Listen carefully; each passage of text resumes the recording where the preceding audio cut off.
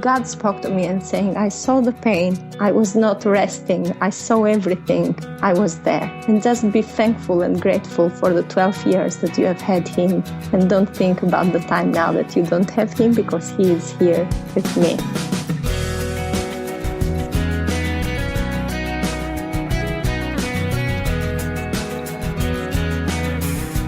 Today on First Person, a story of heartache and hope, of a senseless killing and a widow's faith that sustains her. I'm Wayne Shepherd, inviting you to listen to the first-hand account of one woman and her family whose lives were forever changed because of the ancient practice of a blood feud in Albania. You'll meet Elona Prroj today on First Person. This conversation and all previous interviews are archived on our website, firstpersoninterview.com.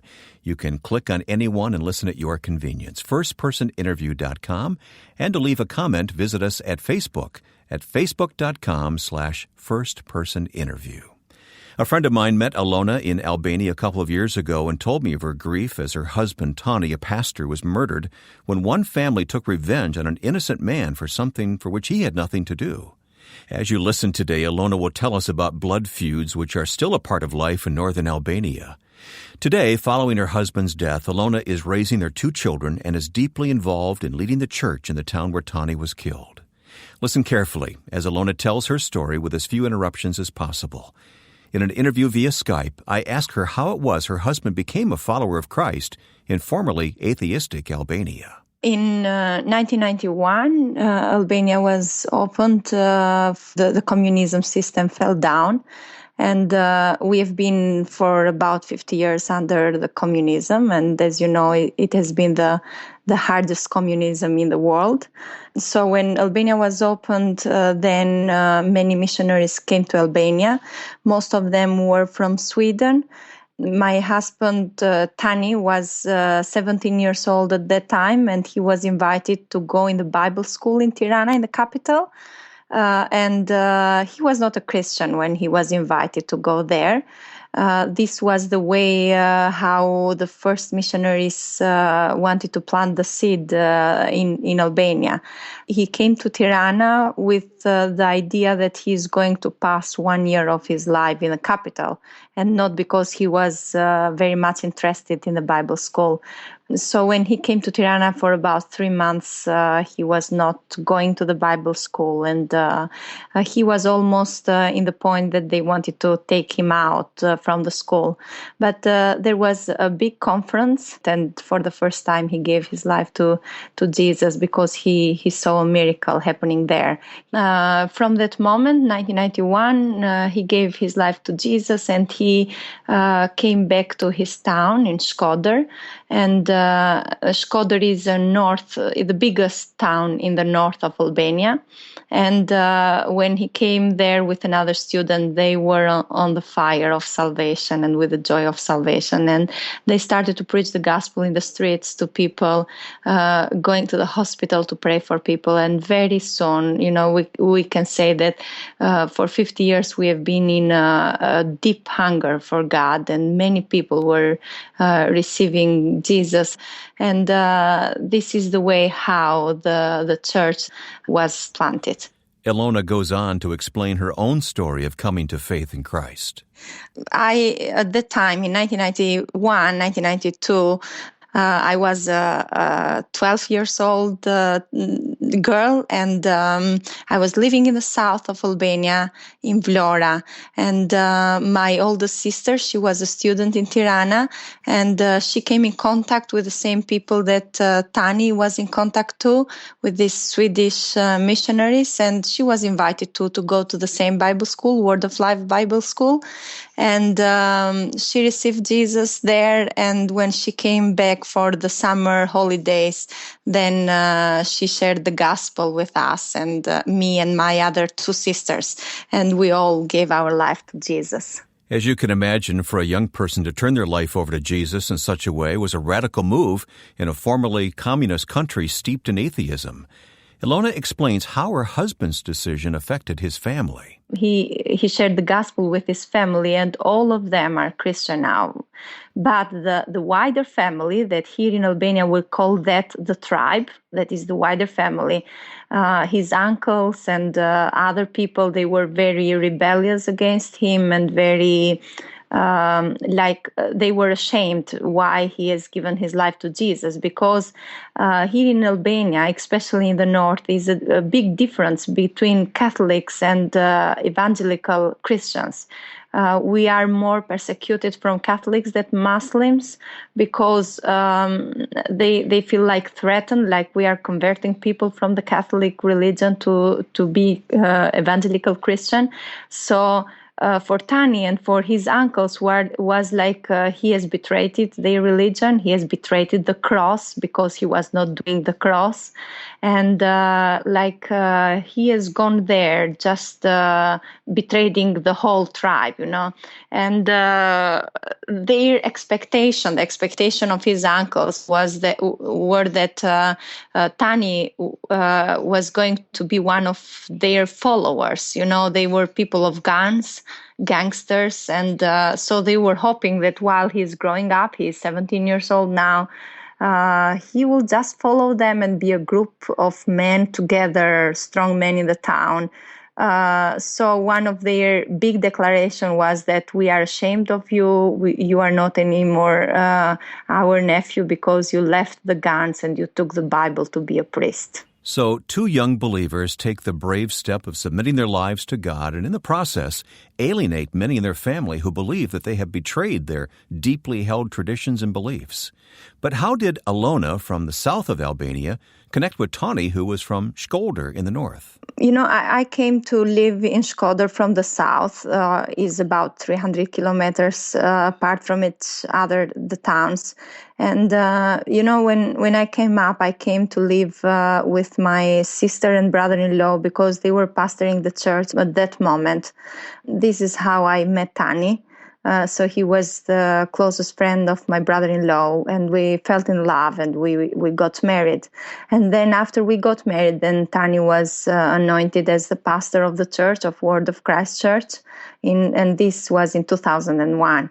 And then we continued our life normally, serving God to Shkodër and serving the church there. And it was a normal life, and I loved that life. Even that the north of Albania is very different with the south, from the culture, the dialect, and everything else. I loved the place there because I felt that was the place where God has called us to serve Him and to serve the church there.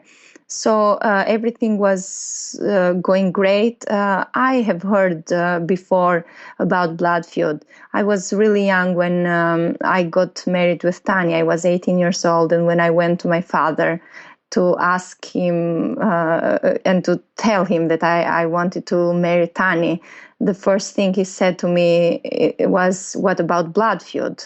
And to me it was something ununderstandable. I didn't understand what was blood feud at that moment, because something that I wanted to say is that blood feud is only in the north of Albania. It doesn't exist in the south. So this is a kind of out of our mentality. Even in the south, we couldn't understand blood feud that was happening in the north. And Shkodra has been known as the capital of the blood feud. To me, it was, something like, Tani is a good man. What do I have to do with the blood feud? And he said to me, yes, he is a good man, but what about his uncles? And I didn't understand that at that time. And the thing was that we were having in the church women coming and asking for food.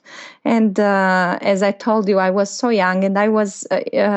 to me, it was something that I didn't understand, how people can come in a place for the first time, and the first thing they do is asking for food, asking for money. It was ununderstandable for me. And I can share with you a case that it is in my memory, because there was a woman coming to the church, and she said to me that I'm in blood feud. My whole family is present in the house. We don't have food to eat. And I said to her, come in the church and we will pray God for you. This was my understanding. And then she didn't came anymore in the church because she came just for food, and after 3 months, I saw her all in black in the street, and I asked her what has happened. And she said to me that our enemies killed my husband in the middle of the house, going from the kitchen to the bedroom in the corridor of the house. They killed him. They just found him the easiest way and killed him. So this was the first time that I could understand the risk and how dangerous blood feud can be. But again, we were not involved in that. Not involved yet, but that was about to change. In a few moments, we'll continue the story of a pastor killed because of an Albanian blood feud. Next time, a top-level financial analyst, Bob Dole, tells of losing his job. My wife pointed this one out to me. Bob, you've been in control, and God needs to show you He's in control. Maybe that's what this is about. So the way I'd say it, Wayne, I don't want to go through 2012 again, but on the other hand, I wouldn't trade that year for anything. God uses the circumstances of Bob Dole's life to teach us all a lesson. Next time on First Person.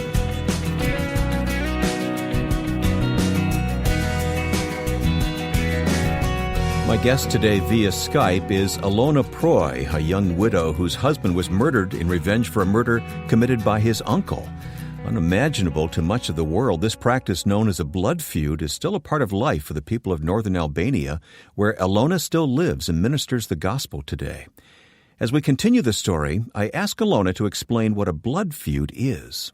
500 years ago, when we were conquered by the Turkish Empire, when the Turkish Empire came to Albania, they forced all Albanian people to change their religion from Christian to Muslim. So in the north, there were a lot of Catholic people, and they were very strong in their religion, very fanatic, and they didn't want to change the religion to be Muslim people. So they went out of the towns and they ran in the mountains to that they were not be killed from Turkish people.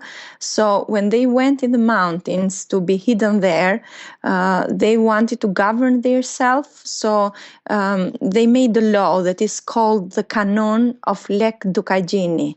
So Lek Dukajini is a man that he was a clever man, that he just prepared some laws how they would govern themselves, the Albanians, and they didn't want to obey the Turkish law. This is why they made their own law. One part of the canon is the law of the blood feud. It's 500 years old. And the reason why it's going on in the north of Albania is because the state and the government is very weak in the north. People in the north are very strong, very rebellious people, and the canon has more power than the legal law that the government has in Albania. People now, they are not respecting even the canon, because according to the canon, you cannot kill any girl. But last year we have had the girl, 17 years old, killed. In the canon, you are not allowed to touch any children, even that they are boys, until the moment that they are 18 years old. And last year we have had a 9-year-old boy killed because of the blood feud. But they are interpreting the law and they just want revenge, It is not anymore the canon of Lek Dukajini, but now is the law of blood feud. Just if you kill me, I want to take revenge. It doesn't matter how and when and where. I just want blood for blood, It is a kind of mentality for the North, is the force and the power of the opinion that if you will not take revenge, you are powerless, you are not a man. If you will forgive the blood of someone that has been killed of your tribe, forgiveness is a weakness, is not something strong. Elona then goes on to explain how this centuries-old tradition of a blood feud came to be an issue in their lives. I will tell you how it all started. It was 2005. Tani was pastoring the church that year. It was Thursday after the prayer meeting that we were coming home, and we heard shooting in our area where we were living. And after half an hour, people came to our house saying that don't go out because Tani's uncle has killed a man. So in the 24 first hours, it is crazy. The people of the other family can burn all your house with everything that is in it. They can kill children and babies. They can kill women. So in the first 24 hours, it is very dangerous. And people were coming to us and saying, just run away from this house, go somewhere and be hidden. After 3 hours, we then left Shkodra and we went in the south to be hidden with Tani's brother. And we stood there for 2 months. When Tani took his family and fled, he grieved the loss of their ministry. The first reaction toward this news, I can remember my husband laying in the bed and crying and saying, what is going to happen with the church now? And to me, I couldn't understand what has happened. Even at that moment, I didn't know how dangerous and how bad it was, because of coming of another mentality. And so I just said to him, we will be free and we will come back here and we will serve God to the church. So we will be here. And he just said to me, you don't understand what has happened. From that night, we went to the south. After 2 months, we were praying there and we were in contact with the church, and we saw that the church was, like a flock without a shepherd, and they were afraid, and they were thinking that we were not going to go back to the church and to the town. So we were praying to the Lord, and we felt so strong that we need to go back. Even staying in the house, we need to go back. And we went back 12 o'clock in the night that nobody will see us, and I was driving and entering the town. So at this time, Tani stood with Gabriel too. Gabriel is my son. At that time, he was 5 years old. And for 1 year, he stood with his father, present in the house, because we were afraid to send him in the kindergarten too.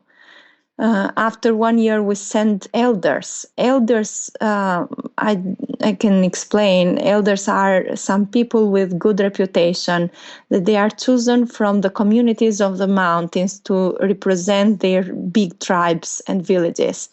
We send the elders for asking forgiveness for children. And, all the people that are present are only men in 7 generations. And so we sent elders to ask forgiveness for Gabriel, that he was 5, to send him in the kindergarten, and other kids in the tribe, but they didn't give forgiveness for children. And then we took the risk to send him in the kindergarten with other people from the church, that they will not recognize that he was our son. And Tani stood present in the house for 4 years. And with Tani, there were 24 other men in his family, in his wider family, that they have never come out of their house for 7 years because of the blood feud. So after Tani staying in the house for 4 years, he came to preach in the church maybe once in 6 months. And this was very rare. And if he would come in the middle of the night on Saturday. After 4 years that we were praying, and Tani got a strong word from the Lord. And it was like, I will protect you wherever you go, and I will bring you back here to fulfill the calling I have for you. It's Genesis 28:15. To us, this was like, okay, this is time to go, and we know that we will come back. In the end, we had a great peace in our heart, because we knew that this was what God wanted us to do, that we felt that God was taking us out from this place and bringing us back here. Hiding in his own home, venturing out at night to dare to preach. But there came a day when God called Tani to leave the safety of his home and take up his ministry. Elona looks back on the decision to return to Shkodra in the first place. When Tani was praying, he heard so strong from God that this is the time to go back. you have fulfilled the time to be out. Now this is the time to go back in Albania.